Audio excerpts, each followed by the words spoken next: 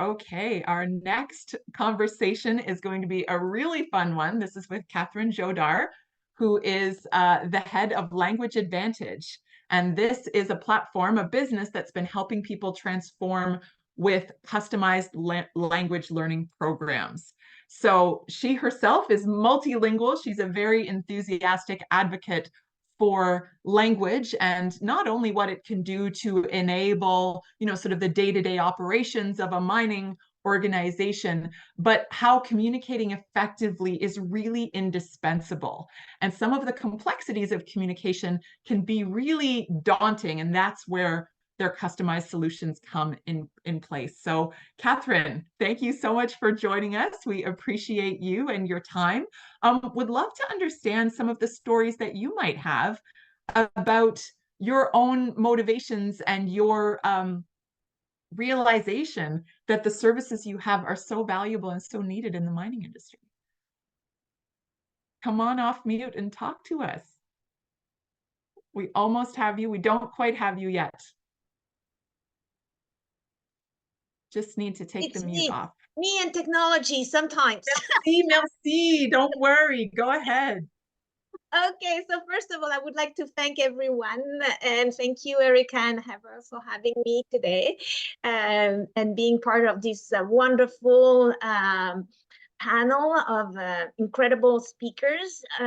So yes, so definitely why did I created Language Advantage and why it is so important to communicate better, and particularly because due to globalization, companies have multilingual teams.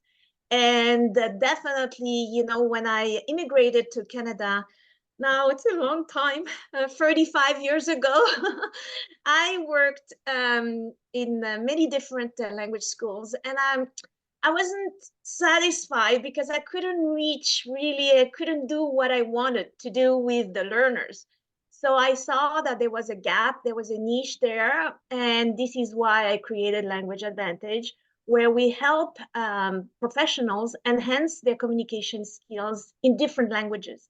So the main four are French, English, Spanish, Portuguese.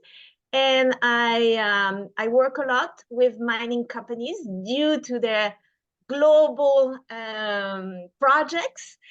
And it's a beautiful, not only, it's communication, being able to communicate, but it's also a human adventure, because all of us communicate every day. But depending how you do it has a huge impact on people.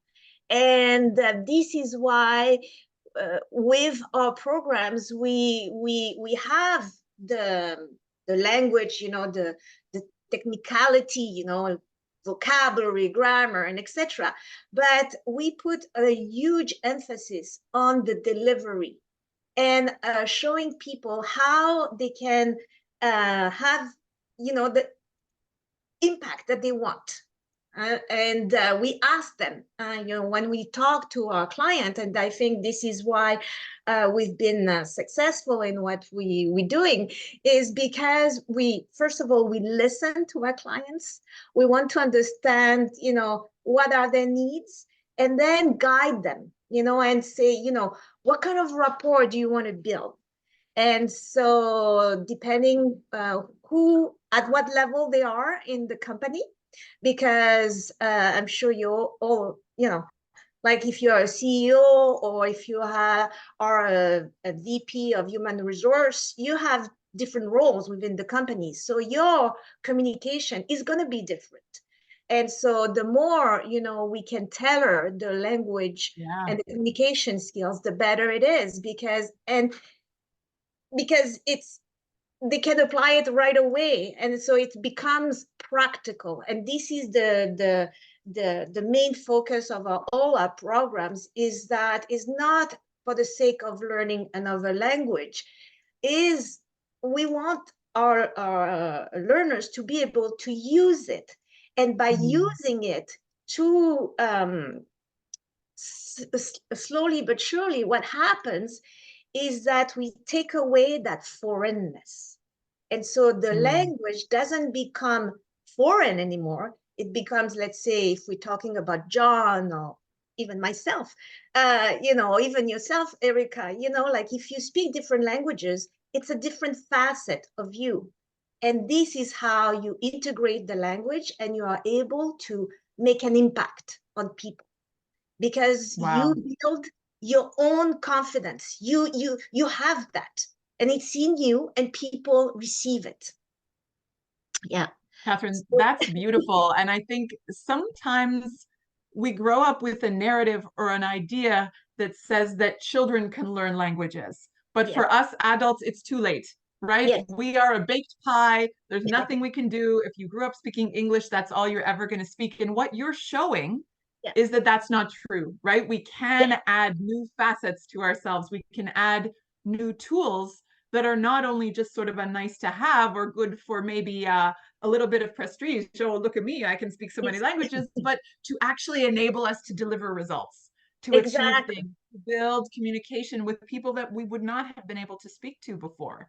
And I love what you said. I just took a moment to write it down because I think we need to frame this as a quote and attribute it to you that learning a language is a human adventure and Yes. using language is a human adventure. And I can personally relate to this because in my early career, I moved to Spain, to South America, having not learned to speak Spanish yet.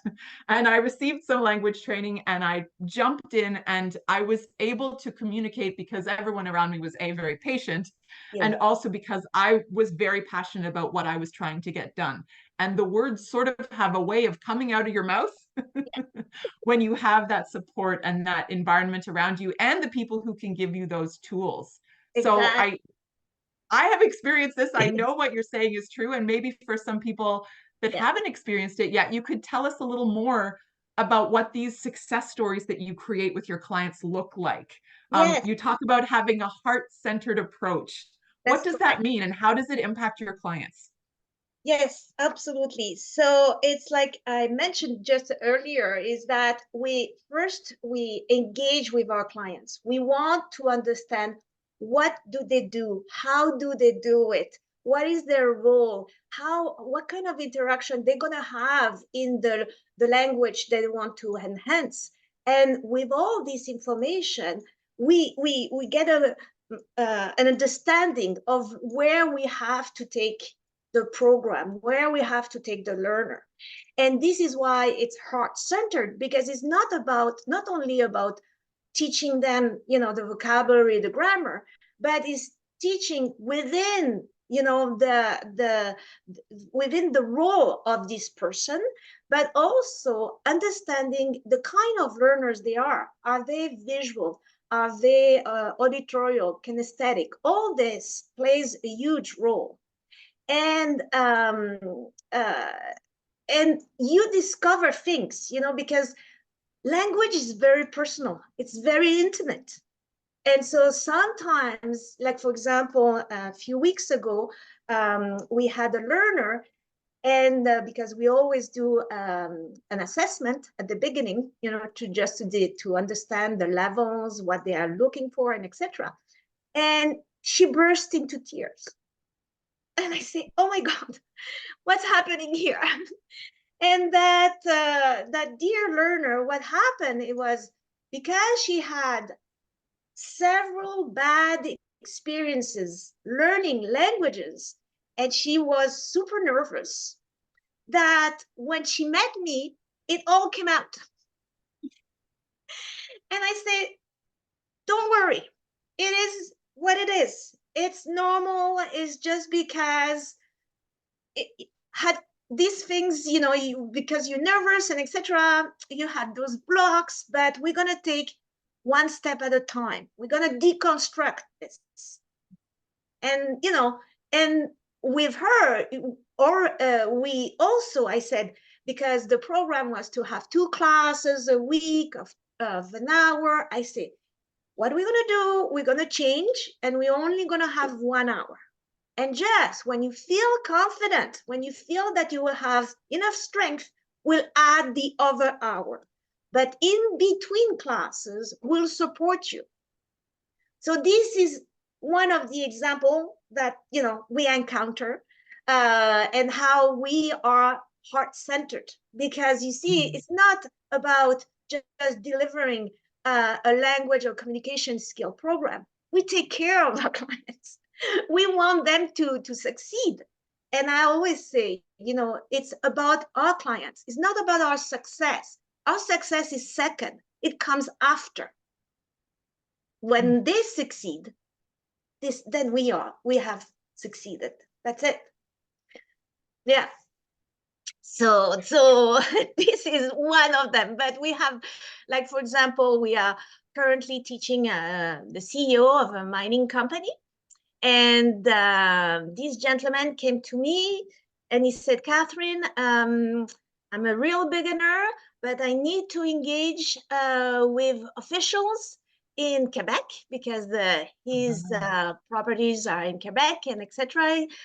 And he said, I want to start from scratch and build. I said, no problem. And again, you know, finding, you know, understanding his objectives, what we could do with where he is or he was at the time, and building step by step, and also finding the correct trainer instructor. This is also very, very important, because what we do is like, you know, we are people. So sometimes what happens is that if there's no connection with the instructor and trainer, I change. I say to my client, this person is not gonna, you know, I'm not gonna fire this person. They're just, you know, I have other instructors and trainers, but I want you to feel comfortable. And if you don't feel comfortable, there's no point of continuing. So this again shows how we are heart-centered and client-centered company. That's fantastic. Thank you, Yeah. Catherine, for sharing those examples and really shining a light on the fact that it's not just about connecting with language within your own company. It can also be very beneficial for mining leaders that have operations in different places to connect with those communities, right? And those external officials and other important stakeholders that you want to foster those positive relationships with. And learning even a little bit of someone's language shows so much respect and so much care for them and allows you to show up in a completely different way. Yeah. So I'm very Yeah. proud to hear that that's happening throughout the mining Yes. industry in Yes. collaboration with your team. And we would Yeah. encourage anyone who's on the line to get in touch with Catherine and her team to find out a little bit more about their programs and their solutions if you want to boost your communications IQ, shall we say, in whatever language you choose. Yeah, and one more thing, just very quick. Yeah. It's just that, you know, people have a misunderstanding that when you embark on a learning journey of a language, you have to become bilingual. And so I said to all my clients, bilingualism, it's another ball game. What we try to do with our services is to help you become a good communicator. So it's very different, because, you know, it takes time, you know, both takes time and etc., but it's more targeted. Yes. And it prevents, because as adults we say, oh, if I don't speak perfectly, it's not gonna work. Oh, c'est pas vrai. You know, you have to be who you are. And if you show that, people will respond to that.